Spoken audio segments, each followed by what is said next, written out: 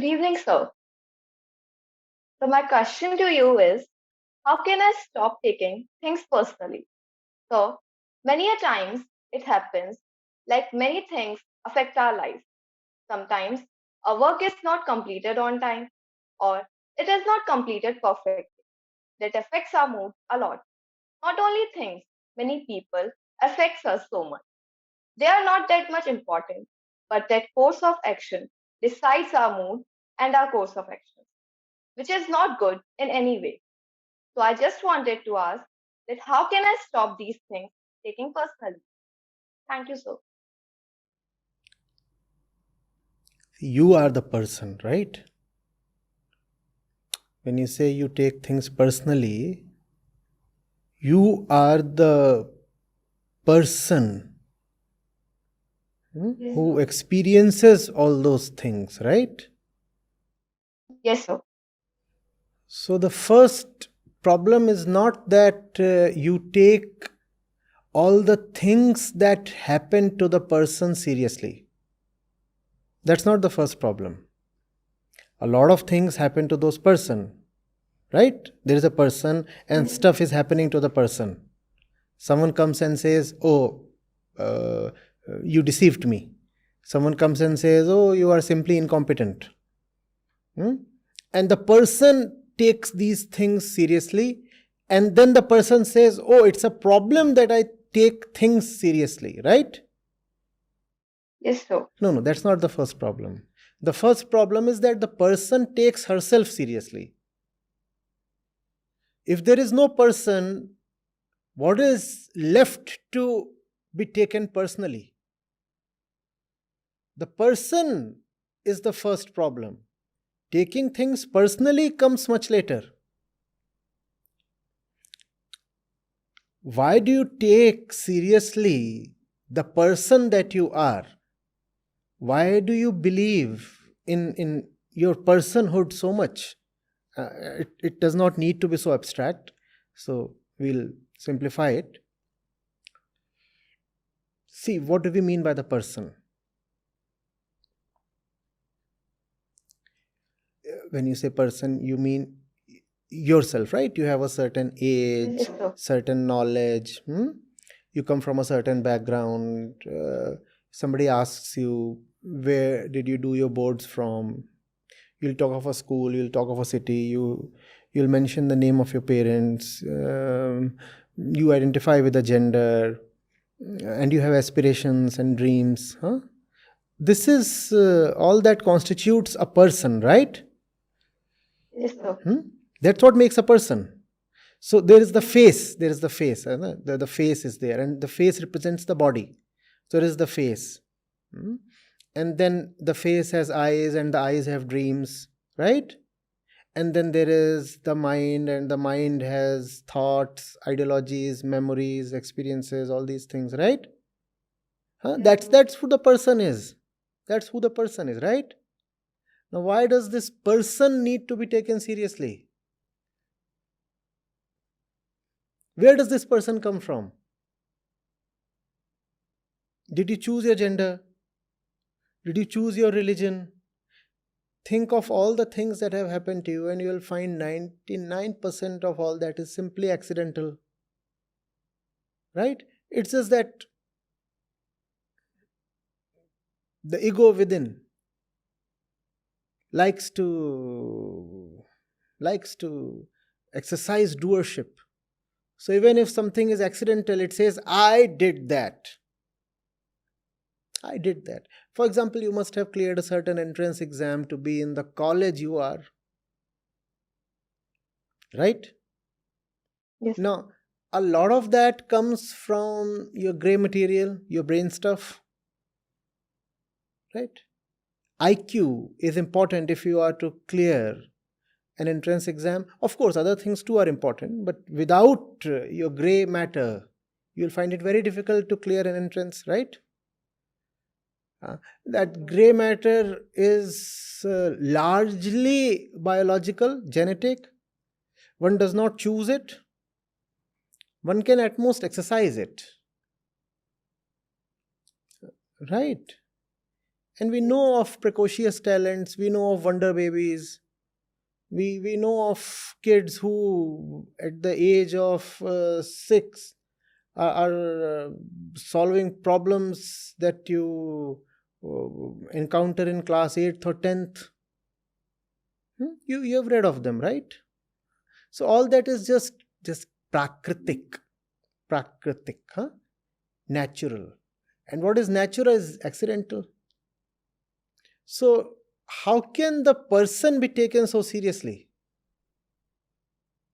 The wind blows this way, the wind blows that way. What's so important or significant in all that? It's just a random occurrence, right? The person is largely a random thing. It's just that the ego does not want to encounter the fact of randomness. So even to random events and a random collection of experiences and influences like the person, it starts claiming an agency, or it starts ascribing an agency. You understand agency? As if there is a central entity. But there is no central entity.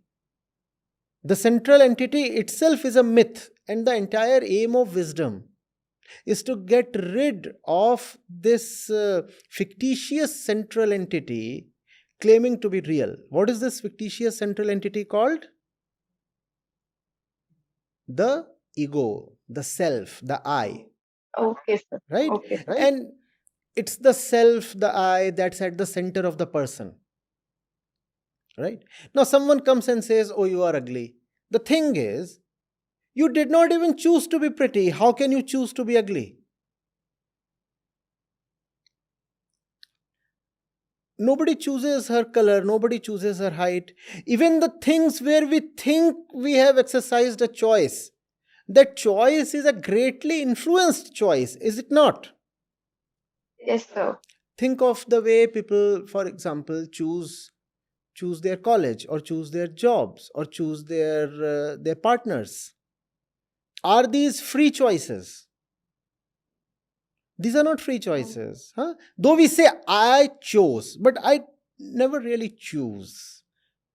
Things just happen. Water falls over sodium. Does sodium choose to react? The explosion just happens.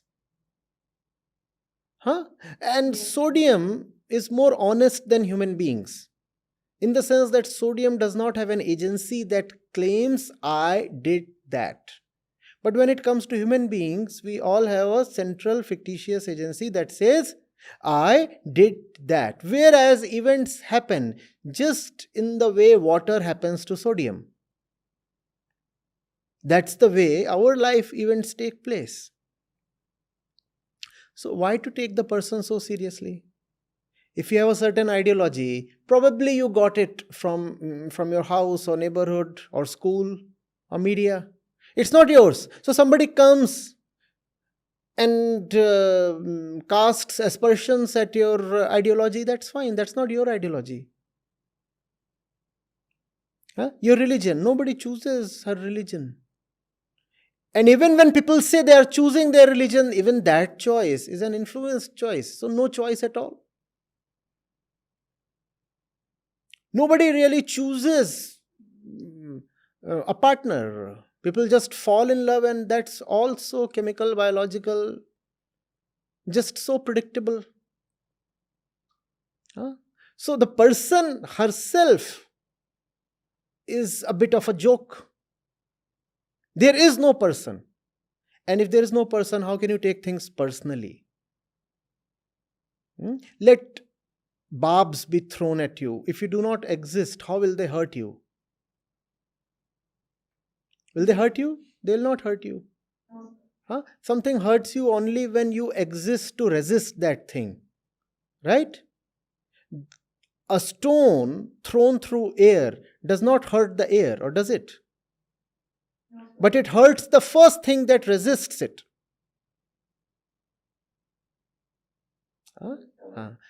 So when you see that your personhood is a myth, you become the air.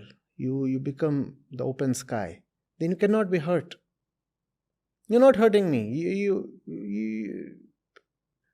I'm not who you are, who you think I am. You're throwing something at me. It passes through me. I can be hurt only if, first of all, I am the person you think I am. I'm not that. So when one stops taking herself seriously, it becomes very difficult for the world to hurt her. And remember, if someone can hurt you, they can also possess you.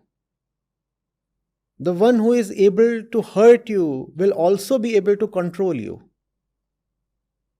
And you do not want to be controlled, right? The person is controllable. Now we come to the next thing. You are someone who is not controllable. So you are not the person, but you are. And the one that you are does not want to be controlled. Do you want to be controlled? Do you want to be dominated? No. You are the one who cannot be controlled or dominated, and you're not the person. So if you allow the world to mean too much to you, the world will simply overpower you, possess you, enslave you. You do not want that, right? See, it's such a remarkable and unfortunate thing. Those who allow the world to mean too much to them, those who become ultra sensitive to hurt and praise and such things, they are the ones who become victims of the world. Anyone can come and possess you through praise, and anyone can come and possess you through infamy, calumny. Someone comes and says, "Oh, you are great," and he has had you. And someone comes and says, "Oh, you are obnoxious," and this one too has had you. You don't want that to happen, right? Yes, sir. So it's okay. You think that I am ugly? Fine. Here is a joke on ugliness. Here is a joke on ugliness. You think I'm fat, I'm no good, I'm good for nothing, I'm an incompetent fool. Wait. Just give me 1 minute and let's both enjoy this joke on incompetence. My own incompetence. Learn to take yourself with more than a pinch of salt. You are not important. You are nobody. Nobody is ever important. The two of us who are talking to each other, I mean, you know what the fate of these two talking entities is. Look at all the dirt by the wayside. All that was persons one day. When you are gone, you will be just the dirt by the wayside. So will be I, right? Look at the sand, look at the filth. There's dust on the table, right? You know what that dust is? That dust was a person one day. How do I take the person seriously? How do I take it? Yes, sir. I'm not sure I've been very intelligible. You are free to cross-question or whatever. No, sir, I'm clear now. Thank you. Thank you, sir.